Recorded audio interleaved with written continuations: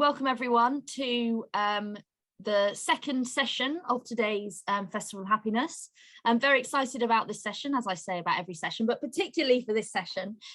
So the topic is a little more conversation, a little more action, how well-being is at the top of the agenda. I'm going to pass straight over to Rose, who is going to lead this session. And yeah, we can go from there. So thanks, Rose. Thank you very much, Alex, and good morning, everyone. Lovely to see you.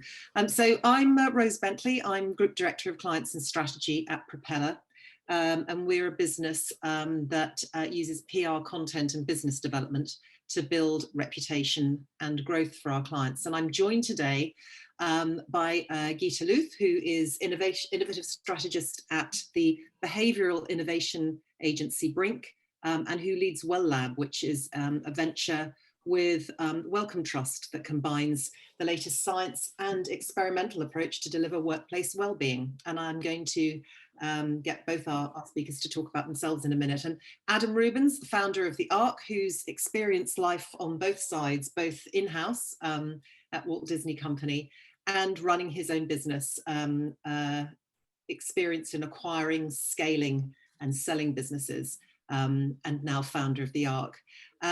Geeta, tell us a little bit more about your perspective on our conversation this morning, and particularly the new venture that you've set up to address it. Yeah, definitely. Hi, everyone. And hopefully this session can be as interactive as possible. So if you hear something that really chimes in with you guys, if you can create any reaction so we can get a sense of, where the excitement in the room is, that'd be really helpful. But yeah, as Rose mentioned, I lead Well Lab, which is a new venture that looks to kind of really revolutionize workplace well-being. I think what we're seeing is that well-being is high on the agenda. So it's gone from nice to have to must have. And it's really the pandemic that's created that situation. But we are also seeing that businesses are really struggling to figure out where to start. How do I know what's working?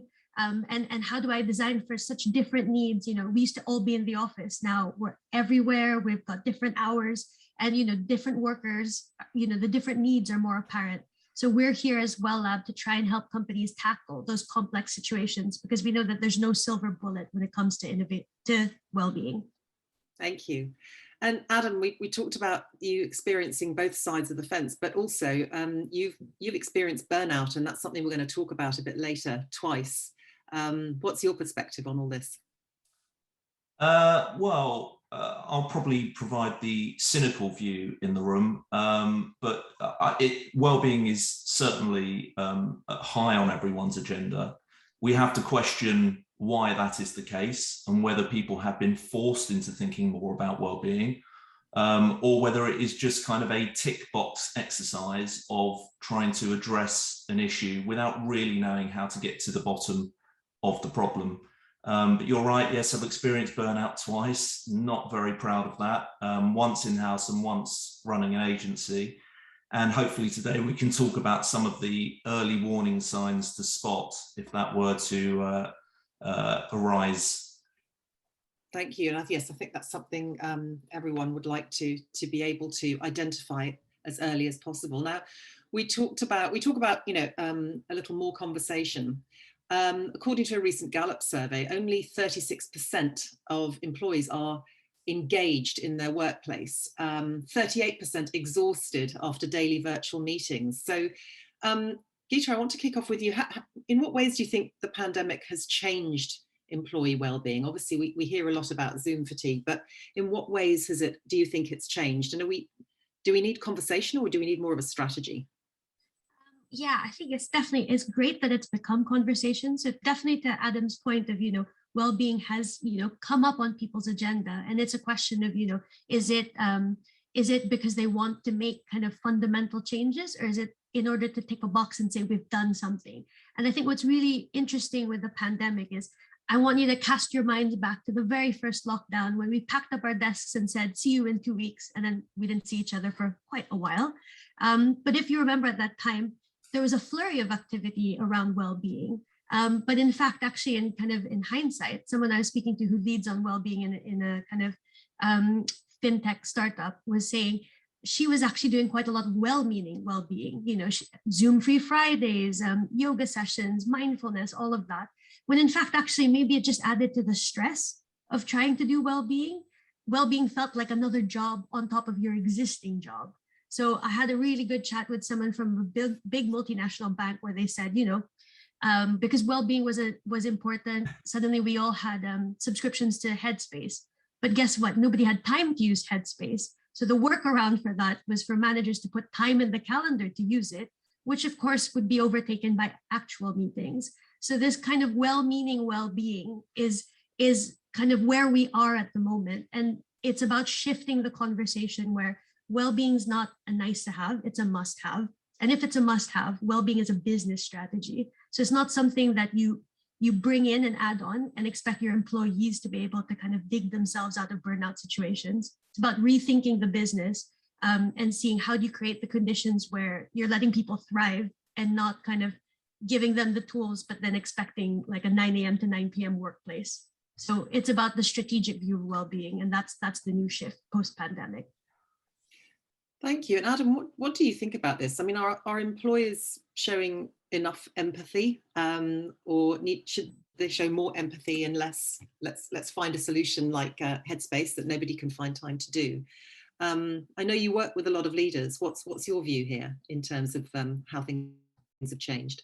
Well, I think generally the pandemic has kind of opened our eyes, and I won't say we are woke, but I will say that we've sort of awoken with a new, gratefully received new perspective on life. And that has to change the way we think about the very concept of work and where that fits into our lives. So there's a lot of talk, about the logistics of that, so hybrid working, etc.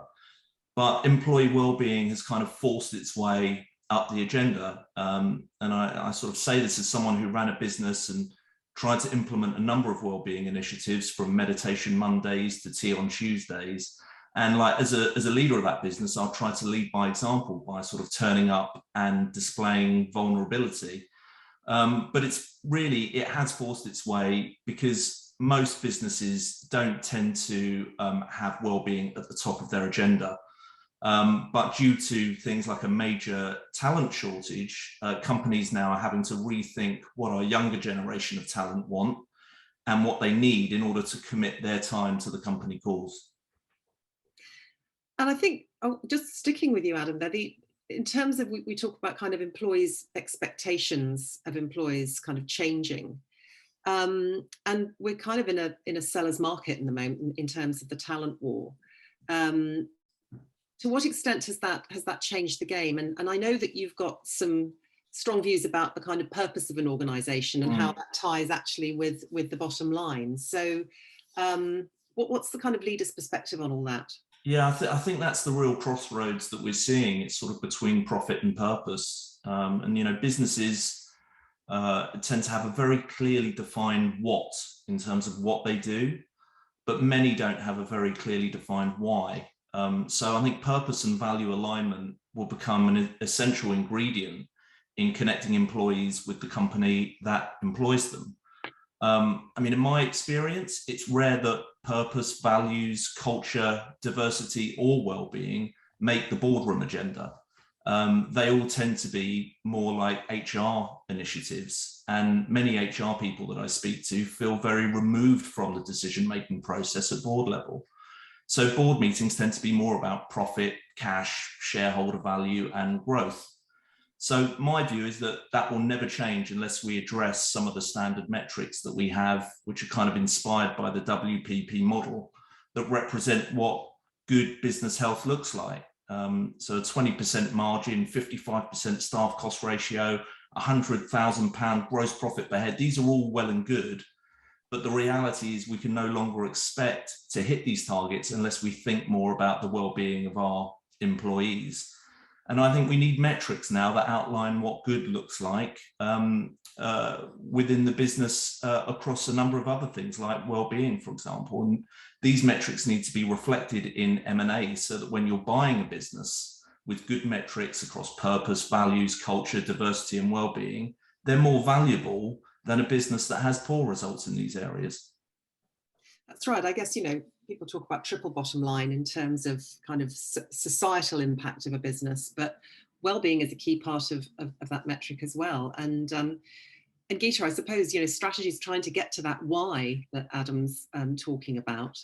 What do you feel is the kind of the best way for employers to move forward? Are they leading? Or are they creating a conversation and being part of that conversation in order to create some action? I think definitely kind of for organizations, the call to action is to lead from the front. So I really like what Adam was saying about, you know, where does well-being sit within your business? That already gives you an indication of how important it is. So is it, you know, I've spoken to people where sometimes it's their full-time job, sometimes it's their add-on job, you know, like how much investment is being put behind well-being is a real kind of indicator of whether this is a tick box exercise or whether, you know, people want to fundamentally change the business. I really like kind of the point of, you know, you start from knowing what you're dealing with. So what are your measures so that you know, what's your pulse check of how employees are doing? And to Adam's point about measurement, that'll give you the first sense of what do we need to change. And it can be loads of metrics. You know, there are ways to measure things like burnout and stress. But at the same time, you also want to make sure that you're not beating people over the head with an employee survey, because that in itself feels like another job to do. So I think it's really important for companies, one, to think about the resources they're putting behind well-being and where is it strategically placed. So a lot of the companies we're working with, for example, the NHS, they're making a huge shift of trying to get well-being from a public health agenda, which is, you know, eat better, drink more water and sleep more, which of course, if we could all do that, that would be great, to more of a systems and you know, board level agenda of how can they create well-being as one of the metrics within their organization agenda, so that every time the board makes a decision around changing something, consideration around well-being is part of that decision, so that they're not just making changes without thinking about the employee impact. So I think about the system, talk to your employees, measure what's already happening. And actually the easiest, most simple thing you could do to measure how things are going is also just to open up that conversation of how are you and what's a bad day at work.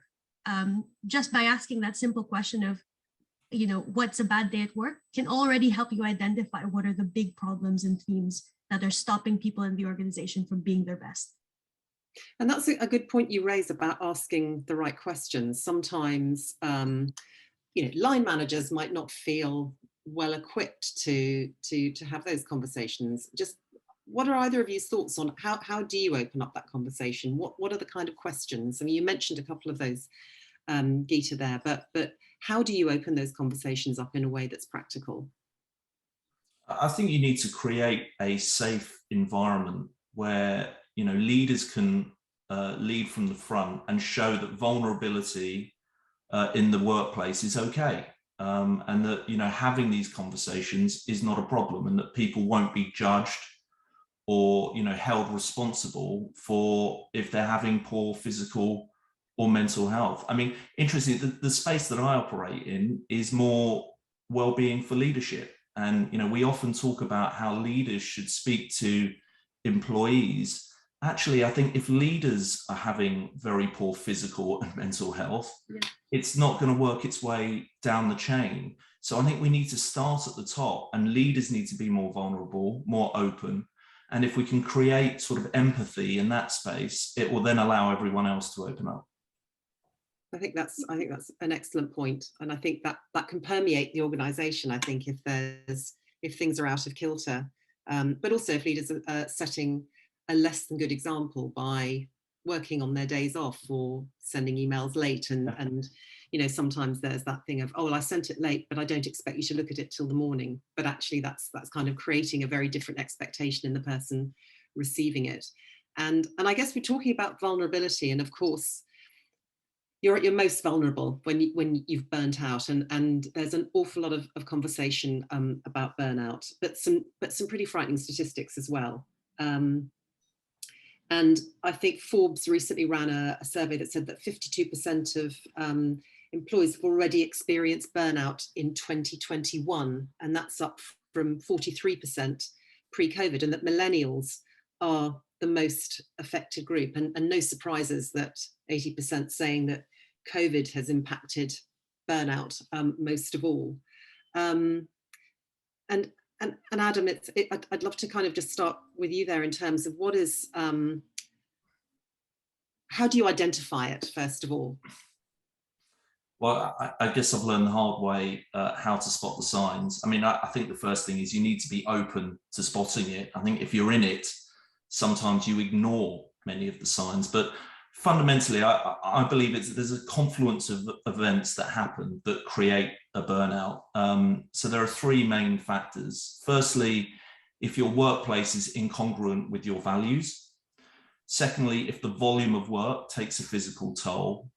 And thirdly, if the stress and anxiety, it's the stress and anxiety of your deliverables or your targets. So there's effectively a fuel deficiency, both mentally and physically. And if you add the weight of stress, your body and mind will eventually collapse if these things go untreated. So really the first thing to look out for is what your body is telling you. I didn't listen to my body. I didn't listen to any doctors either. I just carried on. And I think that's what a lot of people do. They just carry on. They're in that sort of hamster wheel cycle, and they don't really know how to get out of it.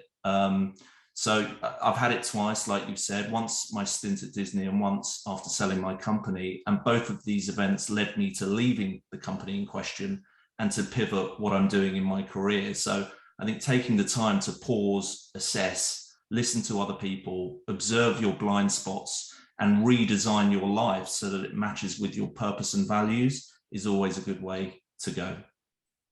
Thank you. And I think that point about matching with purpose and values, Geeta, when you talk to businesses all the time about burnout, and it's a big focus for Well Lab right now.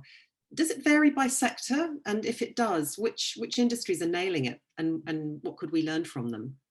Yeah, well, I mean, I could talk about the sectors that are most at risk so that we can, I think it's really important to know who are the types of people and what types of roles are most at risk at burnout so that you can watch out for it and kind of be proactive.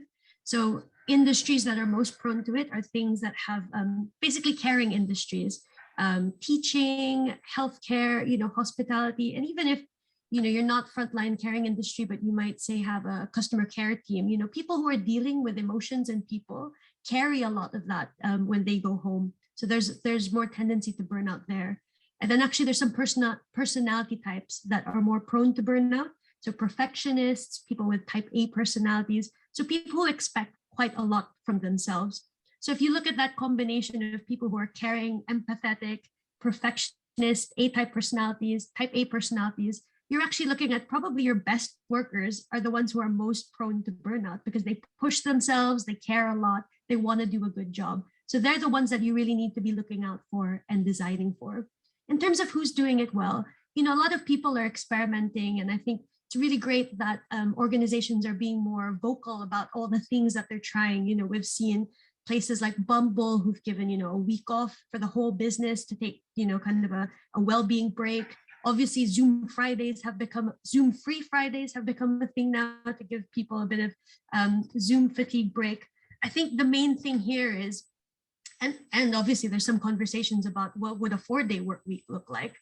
So it's great that people are putting it out there, trying different things, and that businesses are inspiring each other. I think it's just good to remember that because there is no silver bullet, and because your culture and your purpose has such an impact on how these things are received and used, it's really about trying things, bringing them in, and experimenting really quickly to see how it actually translates in practice.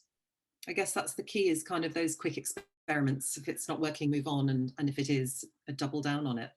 I was talking to someone the other day just saying, do you think we're going to look back on burnout the way we look back on drink driving and abuse of women in the workplace? And I thought, well, we haven't yet done away with abuse of women in the workplace, so we're not quite in the stage of looking back on it yet. But certainly in terms of zero tolerance for burnout in a business, is it possible to implement that for burnout and poor employee well-being? And I mean, Adam, I know you have views about sure, business needs a strategy, but employees themselves have strategies that they can implement and things that they can do. Yeah, I mean, I think there is a degree of personal responsibility in a burnout. You know, I cannot sit here and say the reason I experienced it was because of the Walt Disney Company or my agency or whatever. It wasn't really.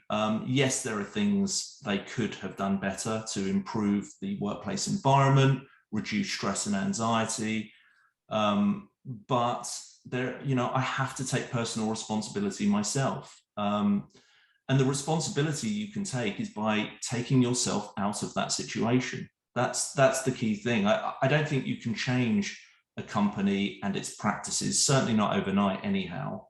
You have to remove yourself from that situation. You have to think about what your purpose looks like. And I sort of define purpose as what you love, what you're good at, what you can be paid for, and what the world needs. If you can find elements of those in your career, you should, that should in itself be a preventative for any kind of burnout. Yes, I think that's, and that's kind of a really positive thing to focus on. I guess what you're saying is no one person or business is accountable then for this escalating, or are they really? I think we you know, we always have to look for someone to blame, and often it is the company or the leader of the company, and it's just too simple an answer. It's not that. It's far more complex, and like I say, there is a degree of personal responsibility here. So I wouldn't necessarily compare it to abuse of women in the workplace. That is an absolute no, absolute zero tolerance, and there are absolutely people to look at who are responsible for those things. I think a burnout is slightly more complex.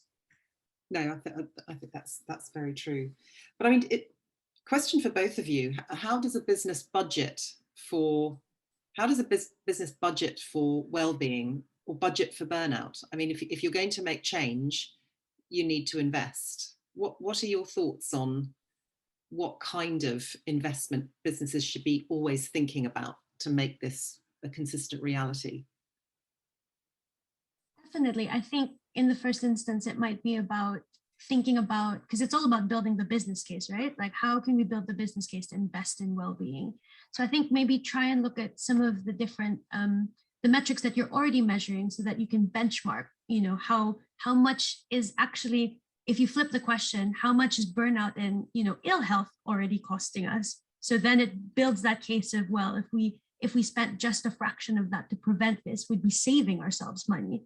So things that we ask our partner companies to look at, you know, how much is, for example, long-term sick costing you? How much is, you know, staff turnover and recruitment costing you? Because, you know, to recruit someone versus to retain someone and retrain them is a massive cost. Another thing is looking at the figures of, you know, burnout. So people who are less engaged at work and less productive, they could be costing the company up to 30% of their base salary. So I think it's looking at that, you know, flipping the question of like, what is this costing us, both from a, you know, personnel kind of thing and the kind of, you know, business resilience side, and make the argument from that. I think that's really interesting, looking at the cost of it. I haven't heard that perspective before. You know, I do think with things like well-being and even diversity and inclusion, there is a tendency to preach to the converted in these spaces. There are people that believe in it, wholeheartedly become ambassadors for it, and that's where the conversation is. What we need to do is reach out to the skeptics. It's the people who at board level are not adding these things high to the agenda. And really the only way to convince them is by showing them that an investment in this space will lead to higher margins, better profits, the things they really care about. So I think there's more work that needs to be done in showing that for every pound you invest in well-being, you will earn X amount on the other side.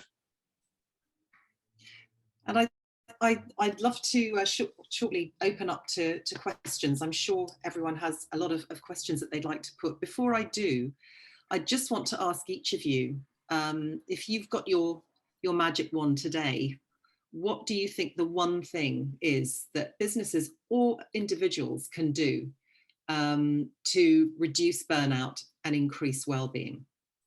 Geeta, I'm gonna start with you on that.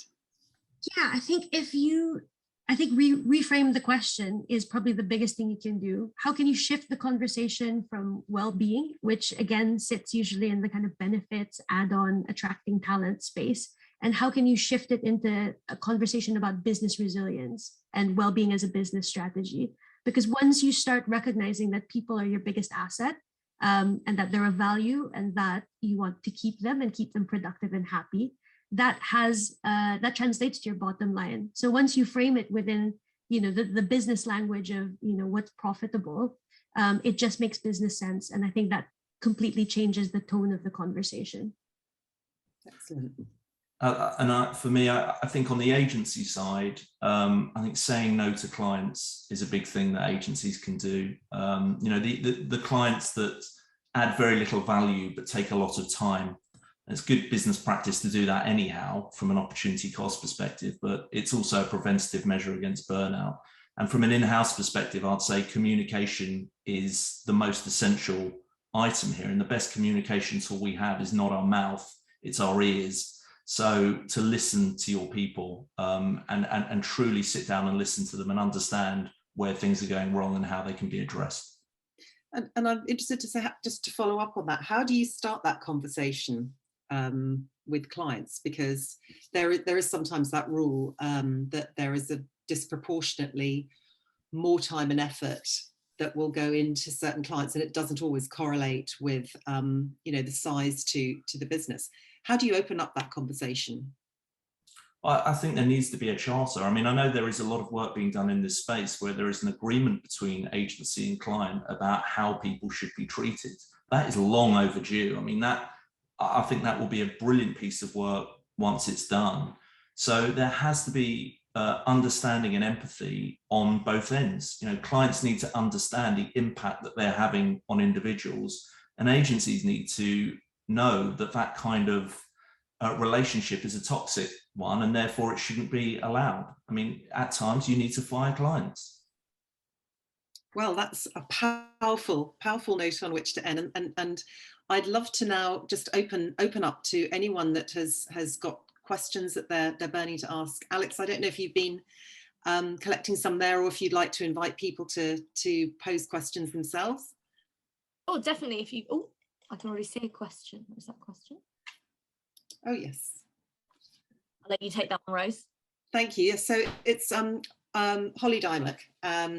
So Adam spoke about redesigning your life to match your purpose and values. Have you got any thoughts on the concept of time millionaires that The Guardian wrote about recently, which in other words, a kind of a movement away from a traditional capitalist emphasis on money as the most valuable asset and towards time for leisure, to be with family? That kind of touches on something we talked about earlier. It's an interesting one, isn't it?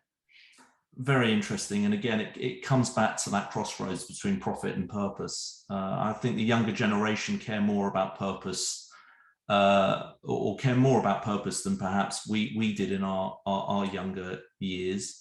But at the same time, we cannot lose sight that businesses are there to make money, and business fuels the economy, and the economy improves people's mental well-being if it's in a good position. So that there needs to be that balance. We can't go too far in either direction.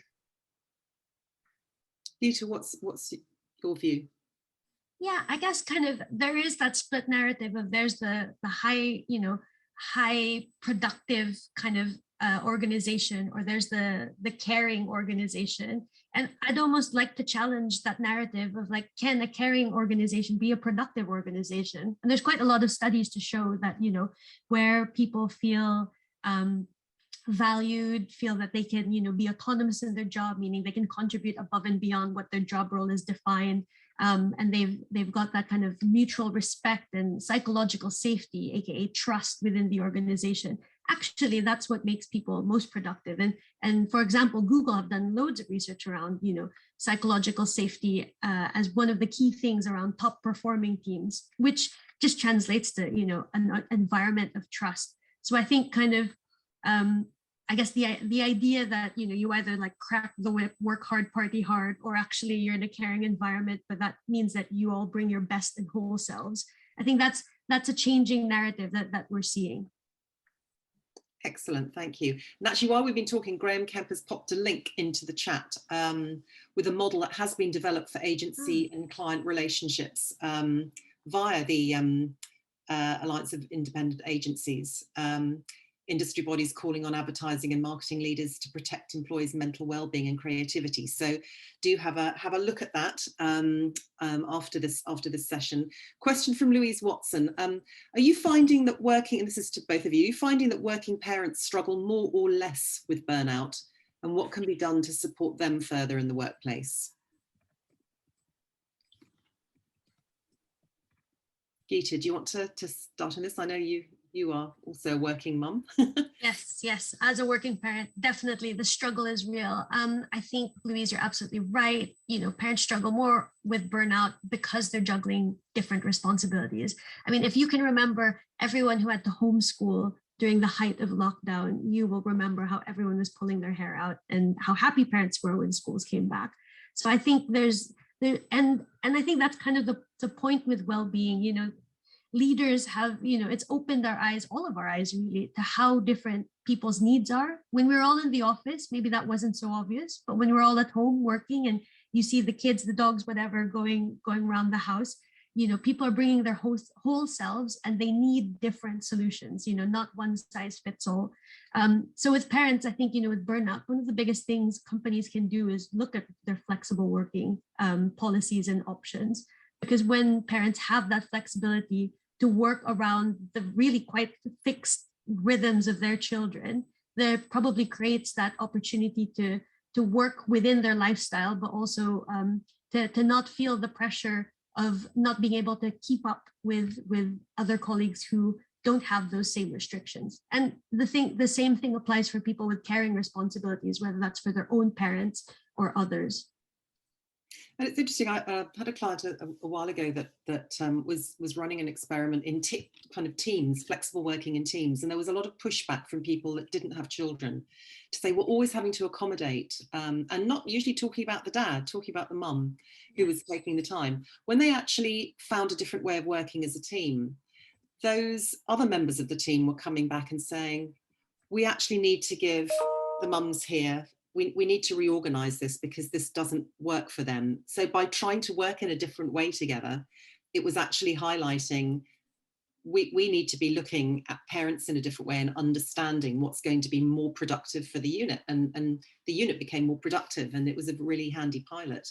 And Adam, and it's mums, it's dads, and dads sometimes feel more pressure not to take leave, and that can create problems as well, I guess, can't it? Yeah, I think that's very true. I mean, I think fundamentally there's been let's call it a distrust. We used to work in an environment where you had to be seen to be trusted. So you had to be in the office. And what COVID has done is it's allowed us to work in a slightly different way. And we're having to find new ways to create trust between employer and employee. Ultimately, I'm one of those people that pulled all my hair out during COVID, having young kids. There needs to be more empathy. That's the one word I think that we need to see more of in the workplace, is more empathy around what people are going through in their personal lives. And what I'm seeing more now is that personal lives and professional lives are now intertwining, and purpose needs to fit across both. So we need to find ways to make this work for people, not just as a career, but also as a personal life decision. Excellent. So that kind of thinking about empathy and keeping empathy top of mind. Yeah. We've just got 4 minutes before the end, but Geeta, I know you've got a question to ask the group. Yeah, I was just curious, what's the biggest blocker to changing things in your company when it comes to well-being? I see Colette's shared management, understanding how important it is to create time and space and budget. So I guess, prioritization and changing it from a must-have, nice to have to must-have sounds like a big challenge. I wondered if anyone else was facing any concrete blockers. I think from Crowd's perspective, we are very good at, generally we are very good at well-being and putting well-being of our employees first, but it is noticeable that the quicker you grow and the faster you grow, well-being can be something that, and like culture, that it's harder to manage. I think that is, I mean, I'm not sat in the big rooms, we're having these big conversations, but I can just tell from someone within the agency that is happening, because the HR team grows and slowly things start to take longer to get a response to. I remember when the issues around Sarah Everard came to light, and one of the things we wanted to do was get training put in, like for self-defense for anyone that wanted it, and we all put it forward, but obviously it just took a bit longer to do it because we had grown a lot during lockdown. So I think it's also, there's definitely a need to be more agile and to build agility into growth, so that as we get bigger, well-being is still right at the top of what we're doing. Yeah, and I like that idea around agility as well. Of, sometimes it's just trying to experiment and start small really quickly, so that you just get a bit of feedback, build that momentum. Kind of being more responsive. And it's great that you spotted an opportunity that might, enrich people's well-being. So I think just drawing everything to a conclusion, unless we have any other last questions, I think it's been a fascinating conversation. The idea of thinking about this issue holistically, that employees and employers coming together to find solutions, that important element of empathy in this, and above all, understanding that there are other things at play that support the bottom line and that support the support growth. And I'd like to thank Geeta and Adam for joining in this conversation. Really interesting, fascinating insights. And thank you, Alex, for having us. Well, thank you very much for joining us. That was so fascinating. I wrote so many notes down on a bill because it was the only piece of paper that I could find. And then halfway through, I was like, I am sitting at a computer. I could actually type these notes. So I'm definitely going to have to go back through. I always do this, go back through the session and rewatch it, because there's so many fascinating things that I captured from that. So thank you so much, and we'll definitely share the notes. And if you've got more questions, or if you'd like to continue the conversation, what I'll do is when I send out the notes, I'll make sure just to include everyone, so that if we do want to continue, we can. Thanks everyone. You guys. So much. Thank you very much. Great. Well, what I'll do is I'm going to hand right over to you to do the introductions. And we'll go from there. But welcome everyone to the next session, where Neil and Magnus are going to be talking to us about the happiness index. But without further ado, here we go. Kindness, that's our focus. Kindness, yeah. I'm thinking of happiness in my head. Another bunch of fine folks, that's right. No. And happiness, well, kindness leads to happiness. So hello, everybody. So I'm Magnus. I'm an ex-agency guy. I used to be a planner and ended up being a managing director. I've done work with the Alliance over the years on culture and well-being, and that was really the start of for me, a journey about kindness, and really getting to a place now where I work with Neil, who will introduce himself in a minute or two, and one other person called Cole, where we work with organisations sort of large and small, and encourage them to have kindness at the core, because we know the multiple benefits that it has on the organisation and for well-being. So that's what we're going to talk about. We're a bit of a focus on how kindness helps us individually and collectively work well. It's a fireside chat between Neil and I. No slides. We're going to do this without slides, and we're going to leave some time, hopefully, for some questions at the end. But Neil, if you want to say hello. Thank you, Magnus, and hello, everybody. I have a background in brand marketing, having been on the agency side and brand side as well. I've been fortunate to live and work in, originally from the UK, but live and work in Europe and the US. And I've worked for some amazing brands, some Fortune 500 brands. But my focus as a leader has always been about people and enabling people to be their best on their best day. And in the last 2-3 years, my focus, similar to Magnus and our associate Cole, has been on the impact of kindness in business and the benefits that it can bring. So that's going to be the focus for our fireside chat this morning. So shall I just carry on and kick it off then, Magnus? Crack on. Yeah. Okay. So the big question: why kindness? And I think that what we've seen over the past 18 months, nearly sort of 2 years now, is that we've seen some significant changes on a global scale. We've seen the rise and the impact of social injustice and the movements associated with that. We've obviously had the pandemic and the impact that that's had on our health and our well-being. And connected to that is obviously how it's impacted the way that we've worked and worked together. And, you know, for a while, it really forced us into our own homes. It forced us to prioritize what was important and what wasn't. And it led us to think about, you know, there was this sort of collective sentiment and the feeling that really that humans have spoken, and that we feel that now is the time for kindness. Against that backdrop of those sort of three major factors, there's definitely a movement around kindness, and we're really trying to sort of spearhead and be the sort of the sharp edge of thinking of kindness around that movement.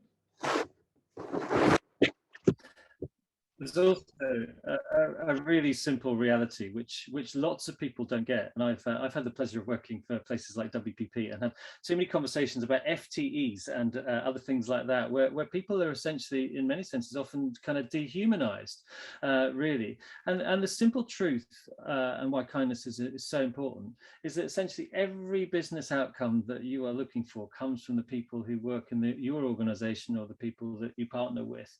And so, you know, it's so important and never been more important, given the kind of, you know, hybrid models that we're working in and all the rest of it, really to focus on encouraging individuals within the organizations that you run and work in to thrive, because when they thrive, they do their best work, they love what they're doing, they want to come back the next day, they encourage other people to come and join them, they stay.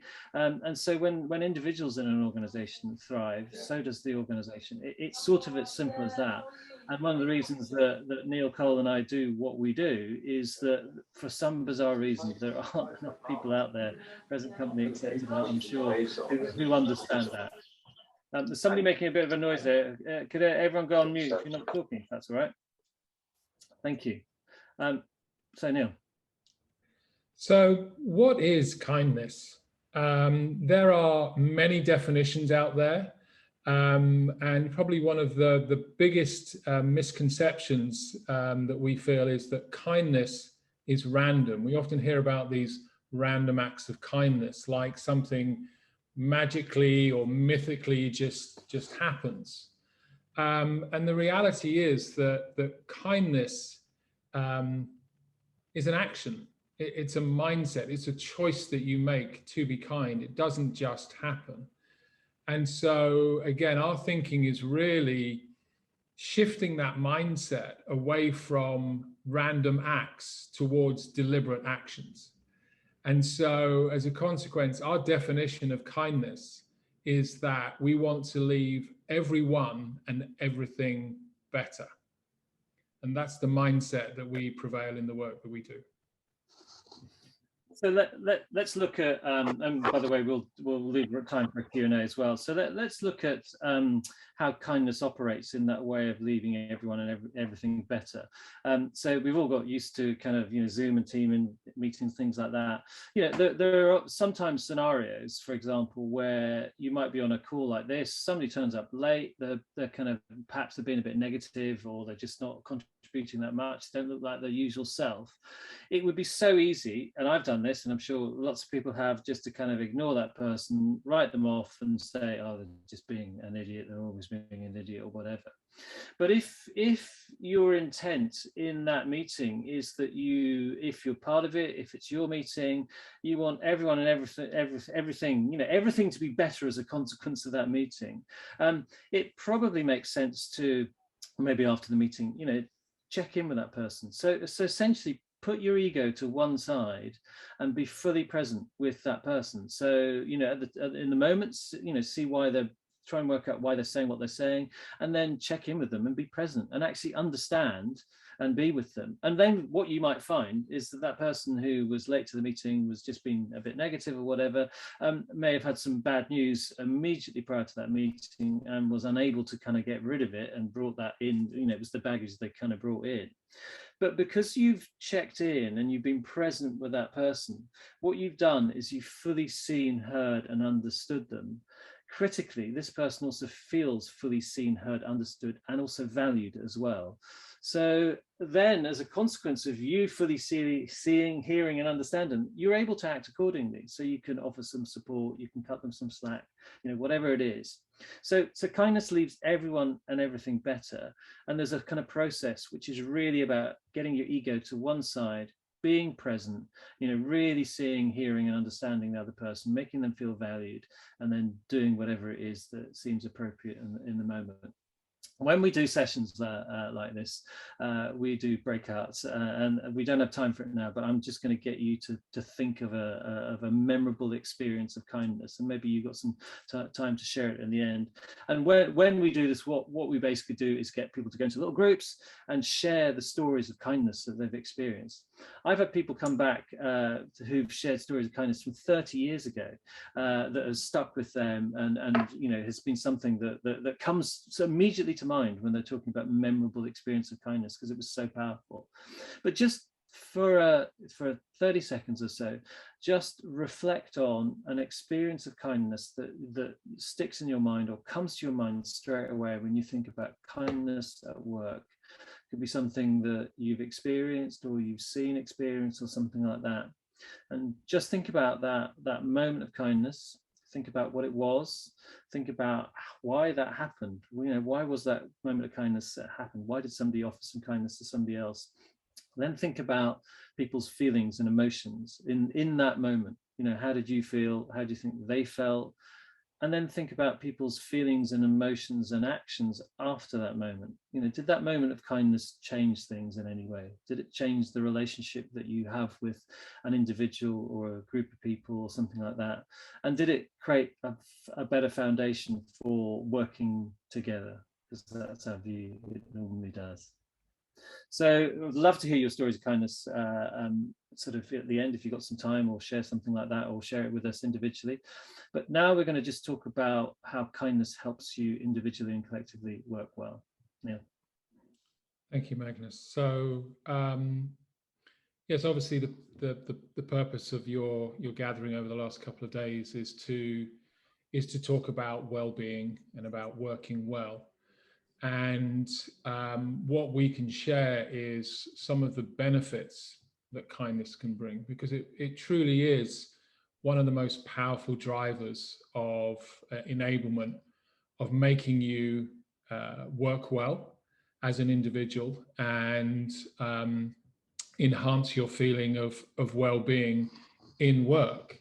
And there are some incredible things that kindness can do to you. And it's a whole range of emotions. So, you know, it can improve our mood when we create acts of kindness, or when we receive acts of kindness. It really lifts our mood for both the giver and receiver. And as a consequence, what it does, it decreases stress significantly. And it also, as a consequence, has an impact on anxiety, and it reduces anxiety. But one of the really powerful and beautiful things about kindness is that it really, really boosts your energy. It boosts your mood as well. And something that is increasingly important for all of us is that kindness actually slows the aging process as well. There is scientific proof that being kind, committing deliberate acts of kindness, can actually slow down the aging process. And if I speak for myself, who wouldn't want that? That's for sure. So. There was a a great study that was conducted where based people's health over people. And these two groups of people were completely comparable in all their life stages and things like that, apart from one group who volunteered for at least 2 organizations in their spare time as retired folks. And so they found that the group who were out there doing these kind of acts were actually living longer. So one of the things that to look at, why does kindness do these various things? Well, it actually has really profound impacts on our physiology and also on our mental state as well. And no doubt you'll have heard of the kind of happy hormones and neurotransmitters that exist. There are multiple studies that basically have shown that giving, seeing, receiving, or even, I hope, remembering acts of kindness, actually what they do is they produce elevated levels of hormones and neurotransmitters in your body that have profound impacts. So I'm going to talk about serotonin, dopamine, and oxytocin. So when you experience kindness in some way, what the body does is produce elevated levels of serotonin in the body. And what that does is makes us feel less anxious and less stressed. It makes us feel much more emotionally stable, makes us feel calmer, happier, and more focused than we normally are. So an experience of kindness, when somebody offers you kindness, or when you are actually offering kindness, elevated levels of serotonin that basically reduce stress and make you feel less anxious and more focused. The other hormone that is produced in elevated levels when people experience kindness is dopamine. Now, if any of you are a runner or an athlete or anything like that, you'll know about the runner's high, which is in part explained by the elevated levels of dopamine in your body when you're doing something that is, rewarding and stimulating. Experiencing kindness produces elevated levels of dopamine within our bloodstreams. Now, the really important thing, which makes us feel good, but the really important, significant thing about dopamine, it's known as the reward chemical, because basically what dopamine does is establish neural pathways between behaviors and feeling good and encourages more of that behavior.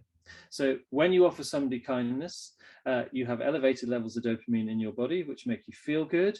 What that does is the brain goes, oh, that made me feel good doing that thing there. I'll do it again. So dopamine is really powerful in terms of reinforcing kind behavior because it makes us feel good and we want to do it again. The last hormone and neurotransmitter that is produced when we experience kindness is oxytocin. And oxytocin has a really fundamental impact on the body, but also can do in the places that we work as well. Oxytocin is known as the bonding hormone. It's produced when a mother is breastfeeding her baby. It's produced in both the mother and the baby, and it basically bonds individuals together. What it does is it lowers blood pressure and promotes cardiovascular health, and so it's kind of just generally good for your health. But because it bonds us to individuals, essentially what happens, and there have been a number of studies done in all sorts of different environments where they measured the levels of oxytocin in people's bloodstreams, is that when two people are experiencing kindness together, they have elevated levels of oxytocin in their bloodstream, and that basically says, I trust that person or these people, sort of more, and that's great. So it increases levels of trust. These same researchers who have shown that have gone on to show, trust is fundamental to all of the relationships and all the things we do at work. It creates better teamwork. It creates, sort of better working environments. It's a foundation for our own physical and mental health. And essentially, what it boiled down to, one of these studies, they showed that, I can't remember, it was about like a 6 times outpacing of high trust organizations versus low trust organizations. So it's really important for because of these hormones and neurotransmitters for our own health and our own well-being. This is why being kind and being deliberate about kindness is so good for ourselves. But when we offer kindness to somebody else, the benefit of that is that we feel good, they feel good as well. So kindness within teams, for example, is a really powerful driver of people working well and well-being and good physical and mental health. But the other really significant thing about kindness is that within organizations, within groups of people, within teams, whatever it is, we talk about it being positively contagious, in the sense of that kindness is something that other people, when they see it and experience it and hear about it, they're encouraged to be kind themselves. So there was a very significant study on kindness where some researchers basically got one group of individuals to do anonymous acts of kindness to another group of individuals. And the researchers then measured the following on kind behavior of the group of individuals who had received that kindness. And they found that this group of individuals who'd received these anonymous acts of kindness were something like 300 times kinder than a control group who had received no kindness whatsoever. So the simple act of receiving kindness made a group of individuals 300 times kinder than a control group. The last really significant thing about this study and why kindness is so powerful is that this study found, and other studies have found time and time again, because these people didn't know who was giving them the kindness, it was anonymous, they were passing that kindness on to others in the organization. And this is the powerful thing about kindness. You know, when we offer a kind act ourselves to somebody else, we feel good, they feel good, and that individual and the people who see that kindness are then encouraged to go and spread it throughout the organization. This is one of the many reasons why, basically down to physiology, why kindness is so powerful. Yeah.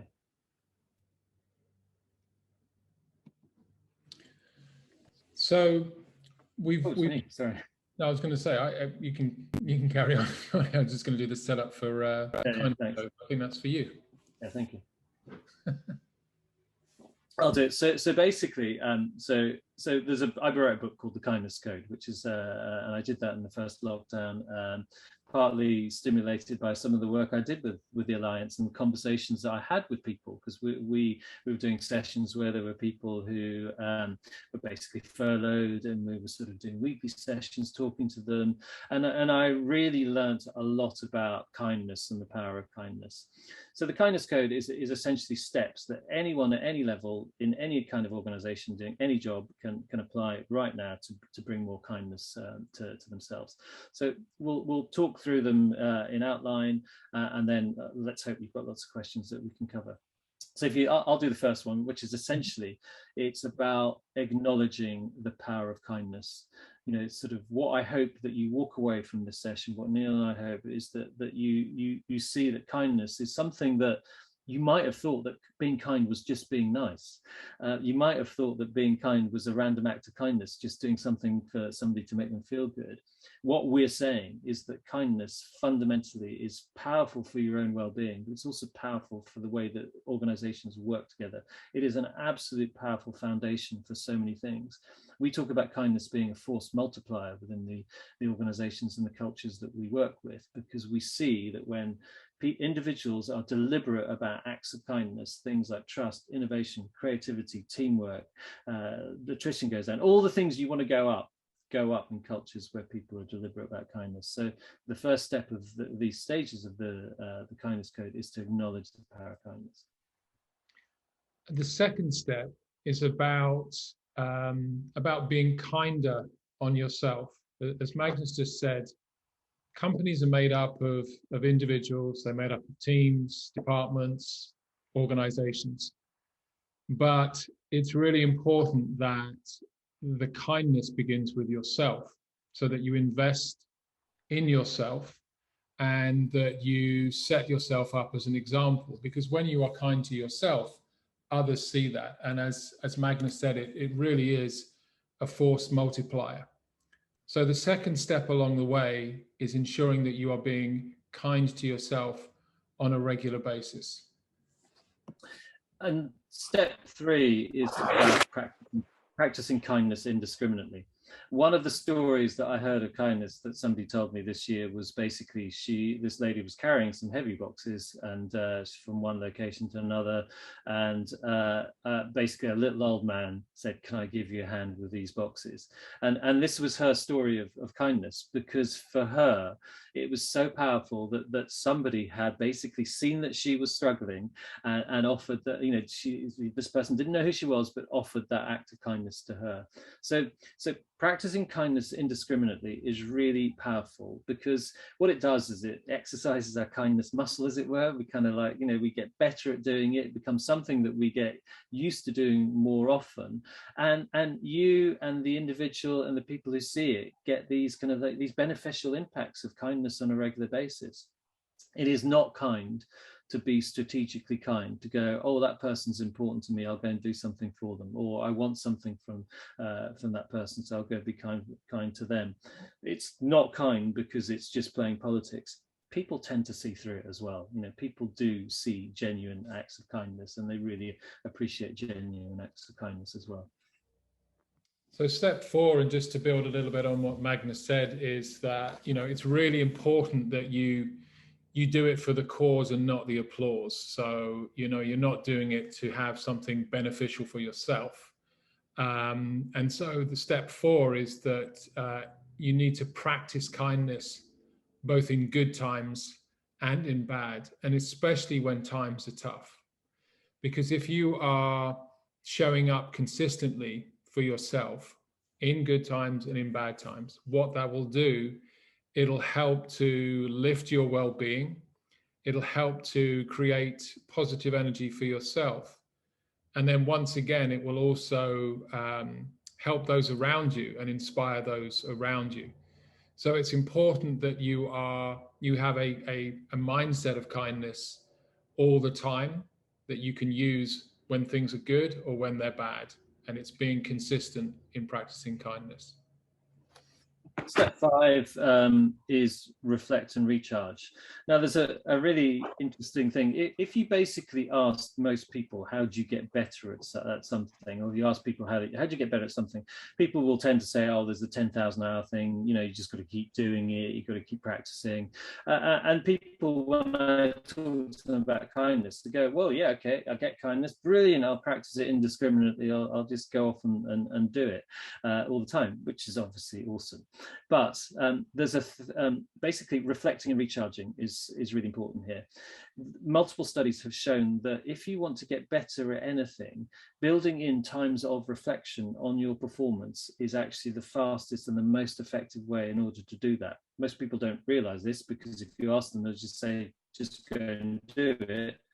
What very few people say are build in deliberate moments of reflection, because what that does, if you reflect in the past, even if you're doing it now, what you're doing is you're giving yourself feedback on how that kindness was received, what you did, where improvements you could have made, consequences that happened as a result of it. You're basically giving yourself feedback on your performance of that kindness.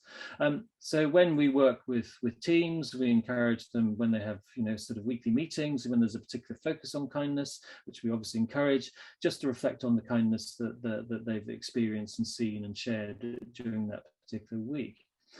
Because that basically means you're going to get better at it. The other thing that obviously it does is that when you're reflecting on kindness that you've shared, experienced, seen, heard, or remembered, you're firing off those happy hormones, those neurotransmitters, the serotonin, the dopamine, and oxytocin. They're all fired off again. So basically, it means individually and collectively, if you're doing it as a team of people, you're recharging yourself. So you're getting an extra benefit from the act of kindness that was done some time ago. Yeah. So as a setup to step number 6, there are many misconceptions about kindness, but I think one of the biggest misconceptions about kindness in business is that it's seen as a weakness rather than as a strength. And the reason I say that is, for this one, is that step number 6 is the importance of actually kindly calling out unkindness. And that requires conviction, that requires integrity.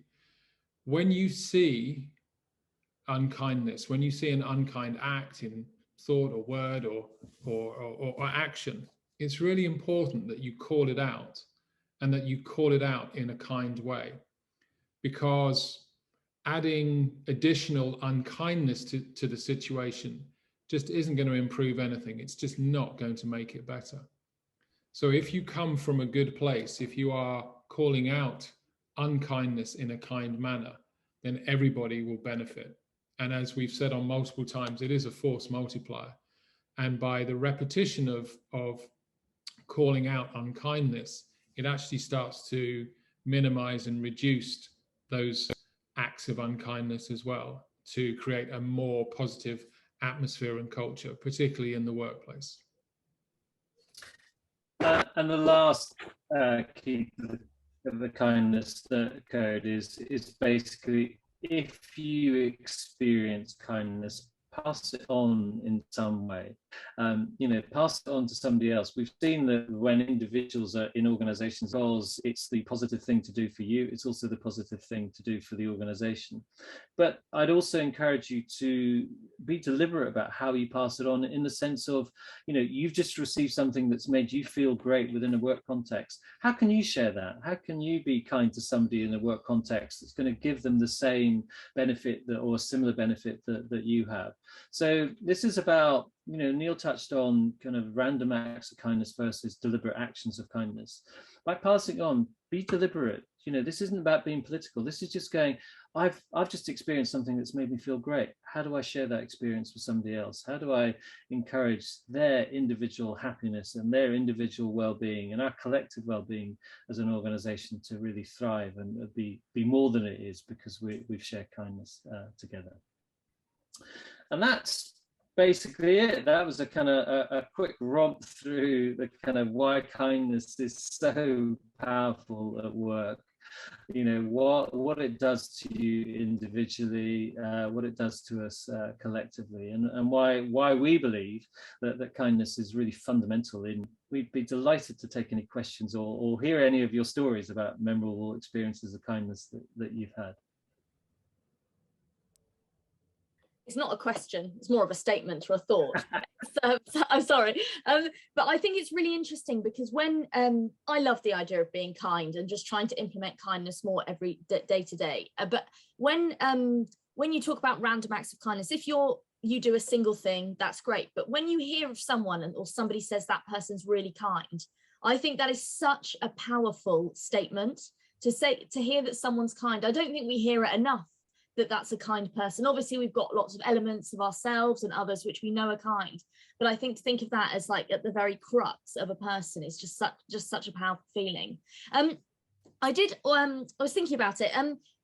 So obviously kindness is subjective. We would say that there's like a baseline of what we know is kind, and we know what's unkind. Would you say that there are certain things that we can do within the workplace just generally to try and implement more kindness and to encourage people to talk more about kindness? I'll start and see if Neil's got anything to add. I think you've hit the nail on the head there in the second part, which is talking more about kindness.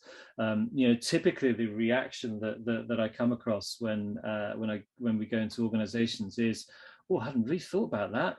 People take kindness for granted. And so I think it's to get more of it, to encourage more of it, is to actually start people focusing on their experiences of kindness, focusing on the impact that kindness has had, and really just create conversation around it is the kind of the start point here.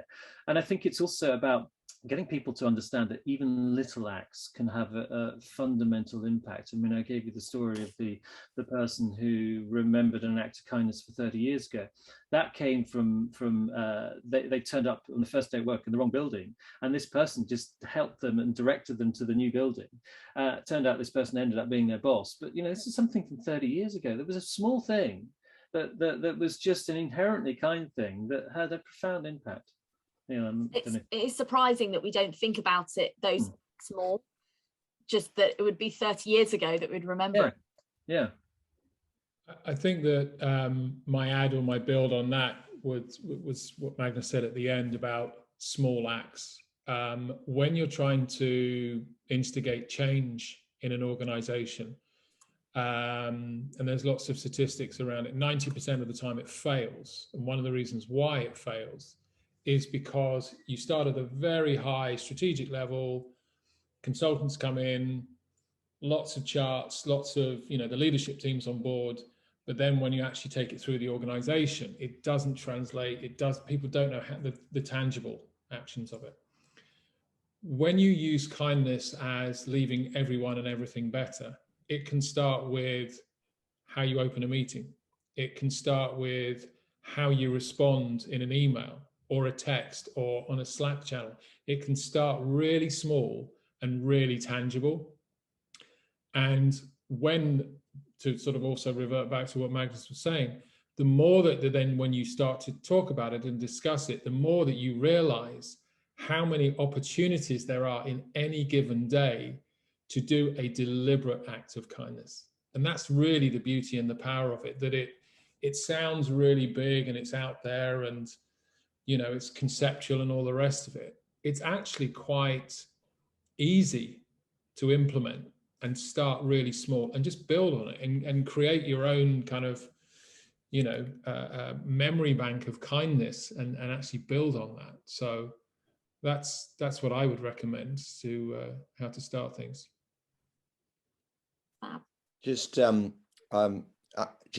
know, I think the focus on kindness is brilliant, and Alexandra's point about kind of bringing it more central and calling it out, and a book that I'm sure loads of people are familiar with, you know, this one here, that the Charlie Maxey, the boy, I need to remember, it's a difficult title, isn't it, to remember, The Boy, the Mole, the Fox and the Horse.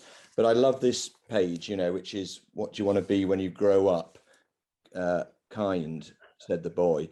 And I think that picture, it'd be great just to stick it up in offices. I'm not sure if it's up in our office. We have a few Maxey prints up there, but it's just, again, the focus on it, the fact that it matters, the fact that it's aspirational, the fact we should care about it and call it out. I think the point is so well made.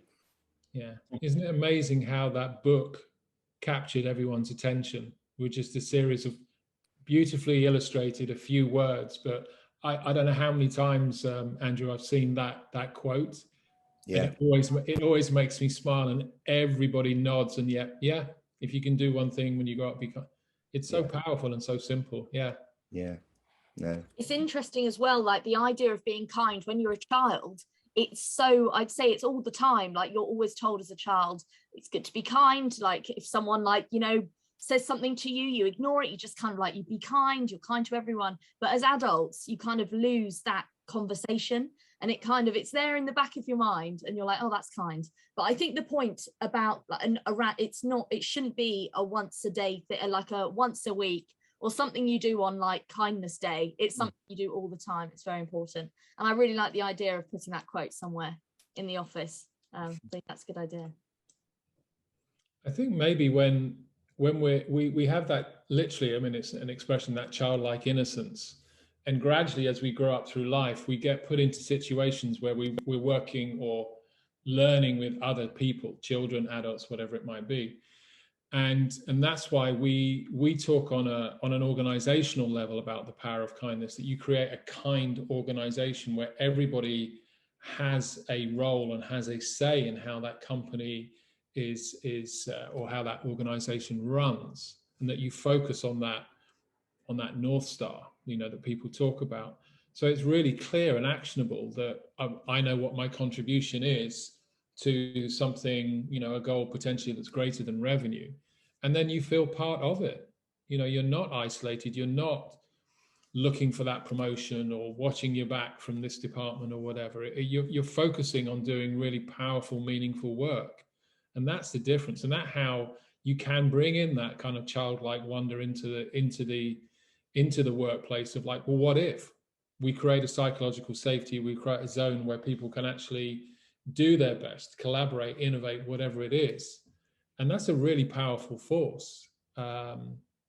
Yeah, I think one of the things that, particularly in creative and innovation focused companies, you know, that Neil just touched on psychological safety there. It's absolutely true that teams that feel they have psychological safety, you know, are more innovative, bring in ideas from further afield and just work better together.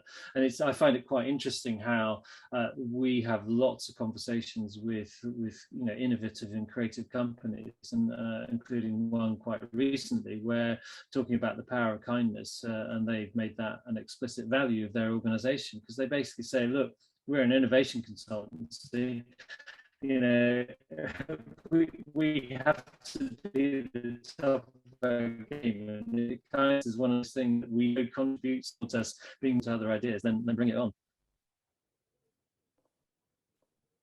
Definitely. I think we lost you for a tiny bit of that. Sorry. I think we got the crux of it, but I think I think this has been so interesting and so much to take away from it. I mean, if it stops the aging process or reduces it, then like that's more the biggest reason to be kind, isn't it? Well, a very key reason. So thank you very much, Magnus and Neil, for joining us this morning. I took more from that session than just that, I promise. Thank you so much, and thank you to everyone who has joined us. What we will do is we are recording this session, so we will be sending round the recordings, and we'll also be cutting them and sending everything round, so you can all catch up with the session afterwards as well. If you've got any questions, do email us or email Magnus and Neil, and we'll send their details round afterwards. So yeah, great. Well, thank you very much, everyone. Thank you very much. Take care. you. Bye. Bye. Bye.